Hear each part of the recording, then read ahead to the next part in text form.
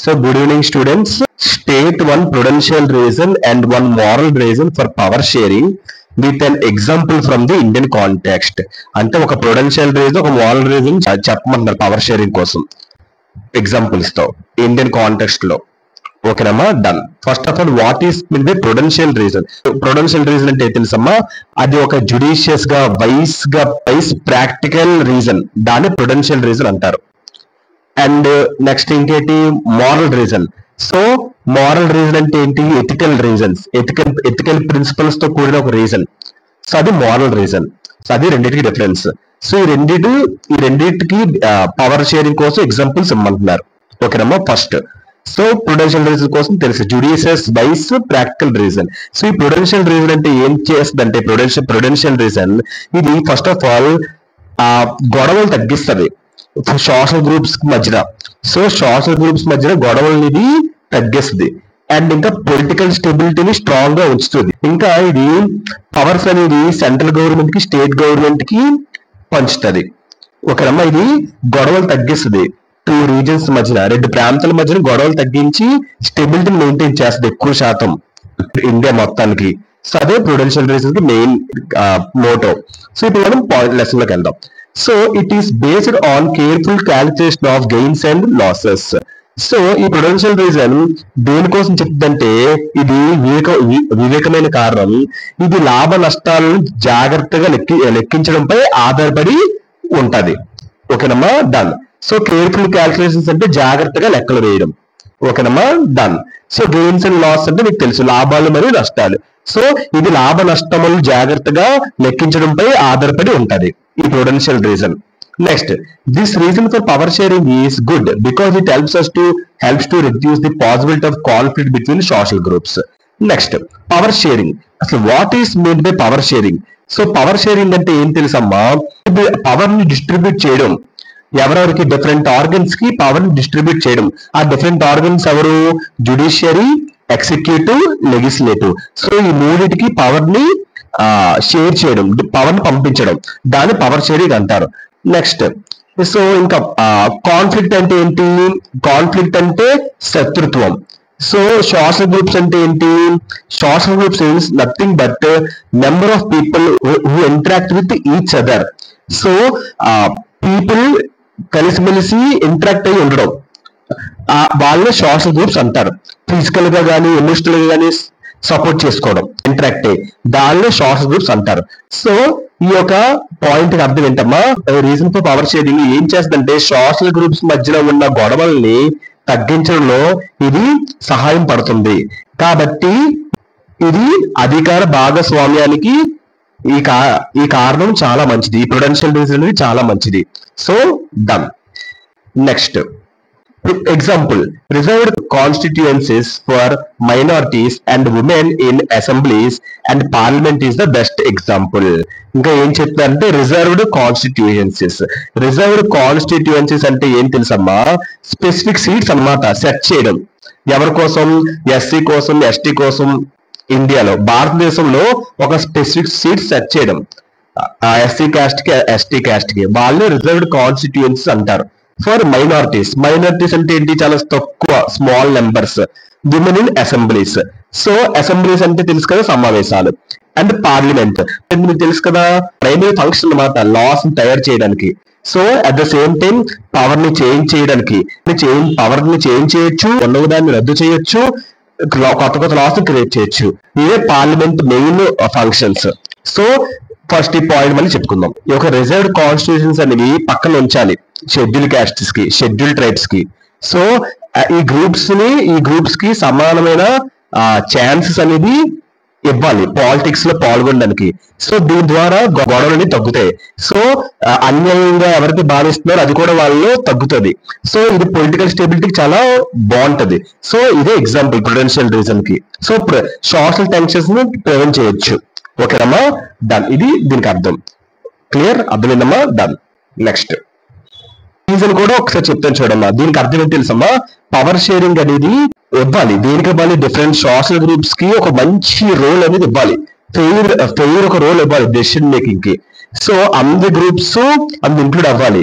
So ఎవరిని కూడా ignore చేయకూడదు. సో ఎవరిని కూడా పక్షపాతం చూపించకూడదు. కోపాన్ని తగ్గించాలి, టెన్షన్ తగ్గించాలి. సొసైటీలో పవర్ ని పీస్ఫుల్ గా, కంట్రీ స్టెబిలిటీగా ఉంచాలి. సో గొడవలు తగ్గించాలి. బికాజ్ ప్రతి సోషల్ గ్రూప్స్ కి పవర్ అనేది ఇవ్వాలి. సో ఏ గ్రూప్ కూడా బాధపడకూడదు. సో గొడవలను తగ్గించాలి, కంట్రీలో పీస్ ని ఇవ్వాలి. అది పాయింట్ కి అర్థం. ఓకేనమ్మా? Hope you understand prudential reason and with examples. Clear మా? Done. Moral reason for power sharing. అసలు మోరల్ రీజన్ అంటే ఏంటి తెలుసమ్మా? ఇది respect the values of democracy. అంటే డెమోక్రసీ ఒక వాల్యూస్ కి రెస్పెక్ట్ ఇవ్వడం, అదే మోరల్ రీజన్. అంటే ప్రతి సిటిజన్, ప్రతి సోషల్ గ్రూప్ కి రైట్స్ అనేది కల్పించాలి గవర్నమెంట్. ఇంకా ప్రతి ఒక్కరిని మోరల్ గా వాళ్ళని కరెక్ట్ చేయాలి. ఇంకా అందరు కూడా న్యాయంగా చూసుకోవాలి. ఈ యొక్క డెమోక్రసీలో ఏ గ్రూప్ ని కూడా ఇంకో గ్రూప్ డామినేట్ చేసేకుండా చేయకూడదు. ప్రతి ఒక్కరికి ఈక్వల్ రెస్పెక్ట్ అనేది కల్పించాలి. ఓకేనమ్మా? అదే మోరల్ రీజన్ కి మెయిన్ కారణం. ఇప్పుడు మీకు చెప్తాను, క్లారిటీ వస్తుంది. First point moral reason. So moral reason అని తెలిసి ఎథికల్ ప్రిన్సిపల్స్ అండ్ డ్యూటీస్ తో కూడిన moral reason. Power sharing and the spirit of democracy. So very spirit of democracy ఏంటంటే ఈక్వల్ రైట్స్ ని ప్రమోట్ చేయడం. ఓకేనమ్మా? ప్రతి ఒక్కరికి ఈక్వల్ ఇంపార్టెన్స్ ఇవ్వడం అన్ని గ్రూప్స్ కి. అండ్ ఏదో గ్రూప్ డామినేట్ చేస్తే అది తొలగించడం. అదే వెరీ స్పిరిట్ ఆఫ్ డెమోక్రసీ అంటారు. అంటే ప్రతి ఒక్కరికి దేశంలో, అంటే ప్రతి ఒక్కరు పవర్ అనేది ఒకరితో ఉండిపోకూడదు, ఒక పర్సన్ తో ఉండిపోకూడదు, ఒక గ్రూప్ తో ఉండిపోకూడదు. ప్రతి ఒక్కరి దగ్గర పవర్ ఉండాలి. పవర్ అనేది అన్ని గ్రూప్స్ కి సమానంగా వెళ్ళాలి. సో పవర్ అనేది షేర్ అవ్వాలి డిఫరెంట్ గ్రూప్స్ కి, డిఫరెంట్ కమ్యూనిటీస్ కి. ప్రతి ఒక్కరికి ఈక్వల్ రెస్పెక్ట్ ఇవ్వాలి, ఈక్వల్ ఫెయిర్నెస్ అనేది ఇవ్వాలి. ప్రతి ఒక్కరికి రైట్స్ కల్పించాలి, ప్రజలకి రైట్స్ ఆఫ్ పీపుల్ ఇవ్వాలి. సో ఇదన్నమాట spirit of democracy. Next, people have a right to be consulted and how they are to be governed. Next, right to be consulted అంటే ఏంటి? సంప్రదించే హక్కు. And how they are to be governed అంటే governed అంటే ఏంటి? పరిపాలన. దీనికి అర్థం ఈ యొక్క డెమోక్రసీలో అంటే ప్రజలు ఎన్నుకున్న గవర్నమెంట్ అనేది డెసిషన్స్ అనేది తీసుకోకూడదు. వాళ్ళు ఓన్ గా పీపుల్ ని కన్సిడర్ చేయకుండా, వాళ్ళ పీపుల్ ఒపీనియన్ తీసుకోకుండా గవర్నమెంట్ అనేది డెసిషన్స్ తీసుకోకూడదు. ప్రతి ఒక్క పౌరుడికి, ప్రతి సిటిజన్స్ కూడా డెసిషన్ మేకింగ్ లో పార్టిసిపేట్ చేసే ఒక రైట్ ని కల్పించాలి, డైరెక్ట్లీగా ఆర్ ఇండైరెక్ట్లీగా. సో వాళ్ళకు రీప్రజెంటేటివ్స్ తో మోరల్ డ్యూటీ అనమాట ఈ యొక్క మోరల్ రీజన్. ఇది రైట్స్ కి, డిగ్నిటీకి, పీపుల్ ఒక ఫ్రీడమ్ కి రెస్పెక్ట్ అనేది ఇస్తుంది. ఇంకా చెప్పాలి అంటే అది సింపుల్ గా చెప్పాలంటే ఈ పాయింట్ కి అర్థం moral right to share power. ఎందుకంటే ప్రతి ఒక్క సిటిజన్స్ కి వినే హక్కు ఉంది and participate decision making process లో ఇన్వాల్వ్ అయ్యే హక్కు ఉంది. పాయింట్ కి అర్థం. ఓకేనమ్మా? డన్.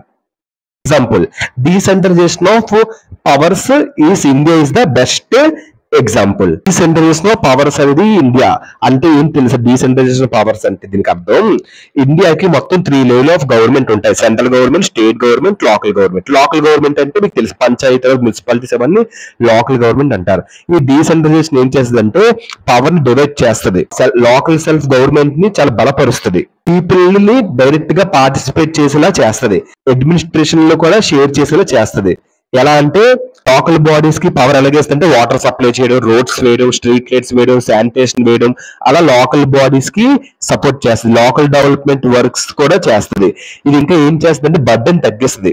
స్టేట్ గవర్నమెంట్ పట్ల, సెంట్రల్ గవర్నమెంట్ పట్ల ఒక బర్డెన్ ని తగ్గిస్తుంది డీసెంట్రలైజేషన్ ఆఫ్ పవర్స్. ఇంకా గవర్నమెంట్ ని పీపుల్ క్లోజ్ గా ఇండియాలో చేస్తుంది. ఇంకా సింపుల్ గా చెప్పాలంటే డీసెంట్రలైజేషన్ ఇండియా పవర్ ని ఇస్తుంది లోకల్ గవర్నమెంట్ కి. ఎవరి ద్వారా? పంచాయతీస్ ద్వారా, మున్సిపాలిటీస్ ద్వారా. పీపుల్ ని కూడా పార్టిసిపేట్ అయ్యేలా చేస్తుంది డెసిషన్ మేకింగ్ లో.